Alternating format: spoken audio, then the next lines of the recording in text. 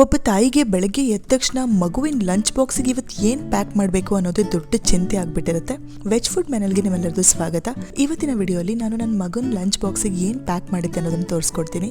Fresh ಆದ ಏರಲ್ಲಿ 5 ನಿಮಿಷ ನಮಗೆ ಅಂತ ಎತ್ತಿಟ್ಕೊಂಡು ಡೀಪ್ ಬ್ರೀತ್ ಮಾಡೋದು ತುಂಬ ಮುಖ್ಯ. ಇದರಿಂದ ನಾವು ದಿನ ಪೂರ್ತಿ ಕಾಮ್ ಆಗಿರ್ಬೋದು.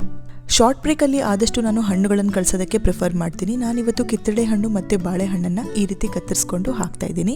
ನನ್ನ ಮಗ ತರಕಾರಿ ತಿನ್ನೋದು ಸ್ವಲ್ಪ ಕಮ್ಮಿನೇ, ಹಾಗಾಗಿ ನಾನು ಈ ರೀತಿಯಾಗಿ ತರಕಾರಿ ಹಾಕಿ ಪರಾಠನ ಮಾಡಿ ಕಳಿಸಿರ್ತೀನಿ. ಒಳ್ಳೆ ಕ್ವಾಂಟಿಟಿಯಲ್ಲಿ ಕ್ಯಾರೆಟ್ನ ತುರಿದುಕೊಟ್ಟು ನಾನು ಈ ರೀತಿಯಾಗಿ ಪರಾಠನ ಪ್ಯಾಕ್ ಮಾಡಿದ್ದೆ. ಅದ್ರ ಜೊತೆಗೆ ಮೊಸರನ್ನ ಕಳಿಸ್ತಾ ಇದ್ದೀನಿ. ಆಗಲೇ ಕತ್ತರಿಸ್ಕೊಂಡು ಇಟ್ಕೊಂಡಿರುವಂಥ ಹಣ್ಣುಗಳನ್ನು ಸಹ ನಾನಿಲ್ಲಿ ಪ್ಯಾಕ್ ಮಾಡ್ತಾ ಇದ್ದೀನಿ.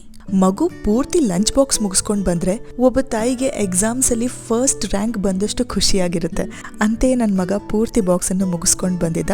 ಚಾನೆಲ್ನ ಫಾಲೋ ಮತ್ತು ಸಬ್ಸ್ಕ್ರೈಬ್ ಮಾಡೋದನ್ನು ಖಂಡಿತ ಮರಿಬೇಡಿ. ವಿಡಿಯೋ ಇಷ್ಟ ಇದ್ದರೆ ಲೈಕ್ ಕೂಡ ಮಾಡಿ. Signing off from veg food manual. ಮತ್ತೆ ಪುನಃ ಭೇಟಿಯಾಗೋಣ. ಬಾಯ್.